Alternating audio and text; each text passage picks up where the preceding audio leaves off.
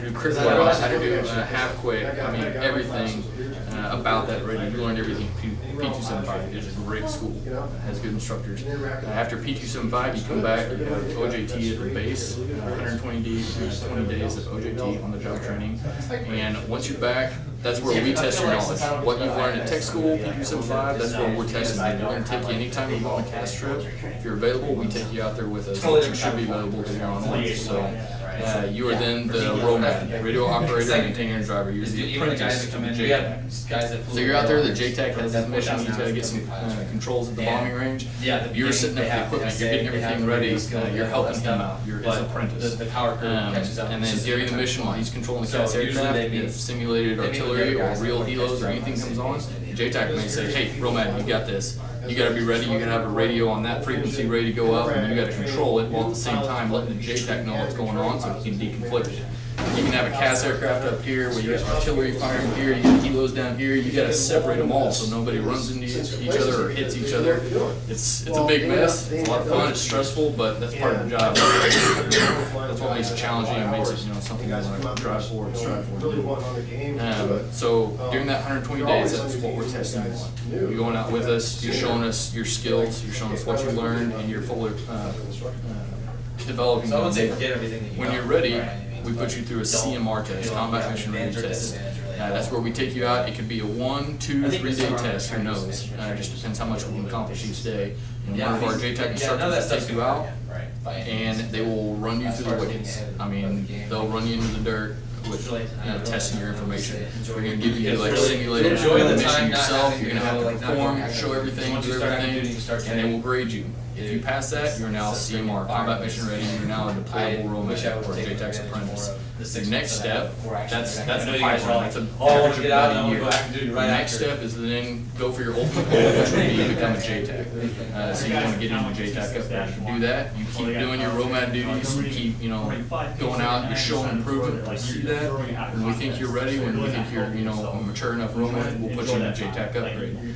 Then, when you're going to the range with us, you're going to start controlling. You'll have a JTAC with you for safety reasons, since you're not technically qualified at the time.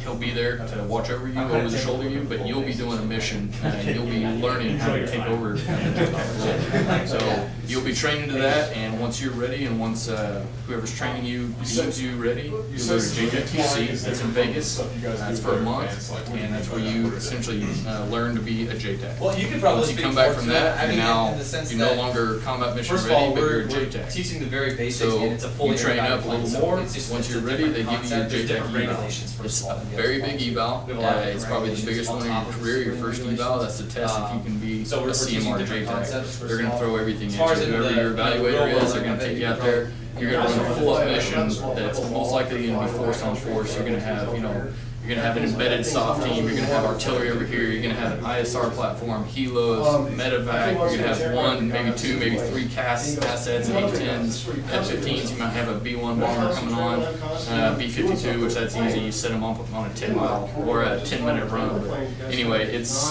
tough. But once you pass that, you're then a CMR JTAC. That is your ultimate goal. You can now deploy into your JTAC. That again can take up to about a year. So you're looking at an average of about 2 years. It's a long process, it's a lot of training, but it's very, very rewarding in the end because you get to go do the fun stuff now, you get to blow stuff up. So. You know your procedures, your limitations. So can you give them a little breakout, the difference between a HALO, a STOW, a PRO, a weather, TAC-P, JTAC, just kind of how they fit in the grand scheme of things? Okay. Yes, sir. Oh, actually, I forgot to set these booklets out. Here's some booklets. This is the enlisted side. This does a good job. If anybody wants to look at them, keep them. They're actually really nice books. They distinguish between TAC-P, CCT, PJ, and SAUT, which is combat weather.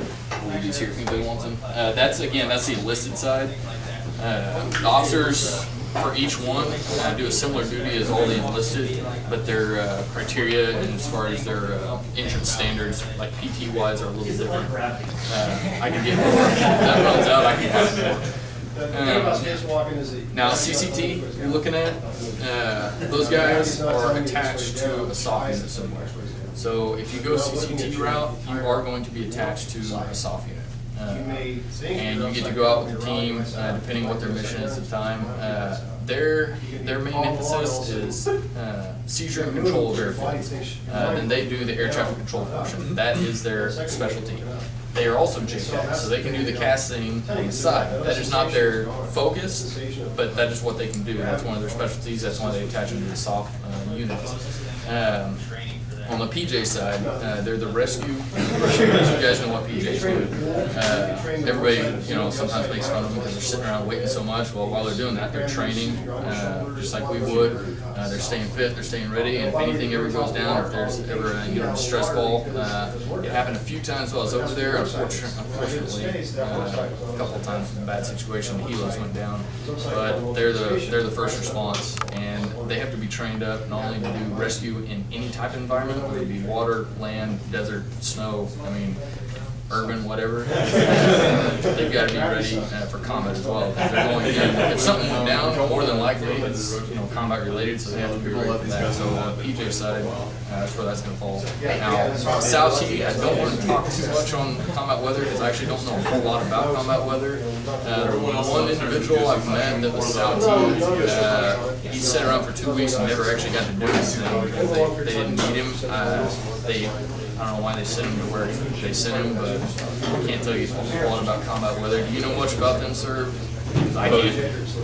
For the weather piece of it, anytime you go to an austere environment where you don't have a base facility at LLAB, a forward operating base or something to provide weather, we don't just take off. If I was to take off into a Habu or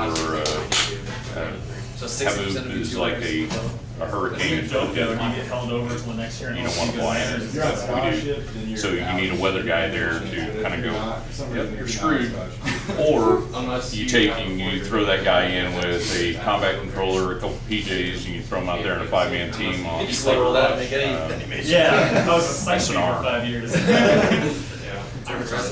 No, reconnaissance.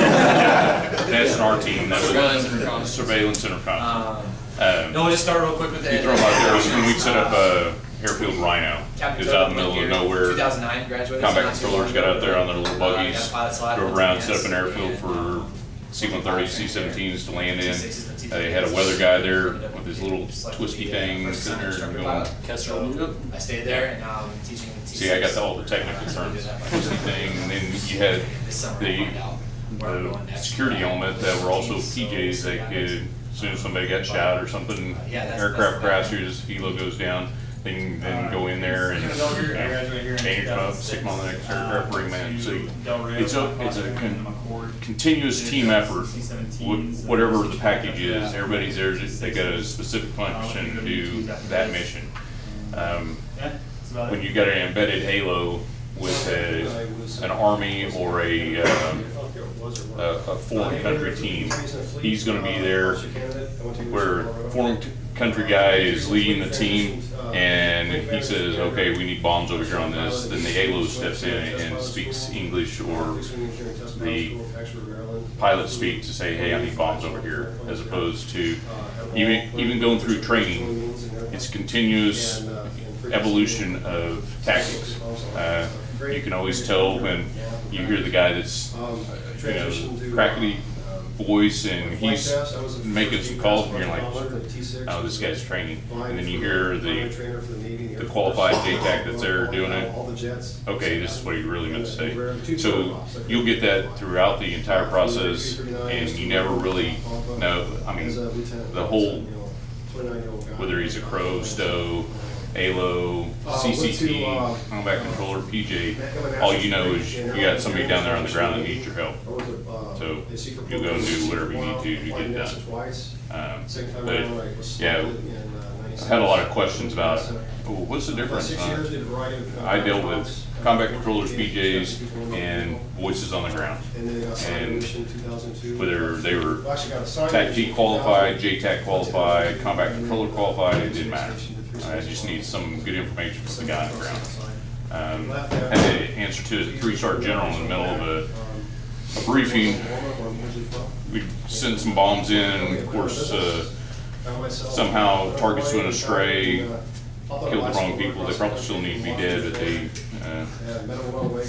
weren't supposed to be dead on that particular run. And the question was, do we have are you serious? We got a bunch of captains and majors down there that are making a decision on who lives or dies. And I said, well, so actually just a a quick bunch synopsis of of what you'll senior get. You'll get a airmen pilot slot out of here. and staff sergeants that Grant, there's a we couple of trust, opportunities you and can go to. we wouldn't put him down there if we didn't trust him to do That's it. convenient for people that are from So Oklahoma. he was, Then you got law sometimes enforcement, the Texas, higher and you then go got, up, you kind of lose sight of that. So in jet from the soft world, you may not be out there on the front lines, but pilot training's 54 weeks long. if you're This is one of the longest trainings rising up through the ranks, you're and put you in go through about 5 weeks positions of like academics, learning the about SOL T6. is a Everybody special flies the T6 operations first, liaison you do element. that, and for You're about there 5 months, to talk and to then the big you'll blue Air track Force, to the big fighter green side, Army, Navy or the side. foreign country It's to competitive, make sure the so guys on the depending ground on that what you're you supporting what is your going class to get, wants. whether it's a We'll go through a B1 or class of about 20 B52. people, do this together, so you guys can all share the same. You can provide them an F-18, but they stats. got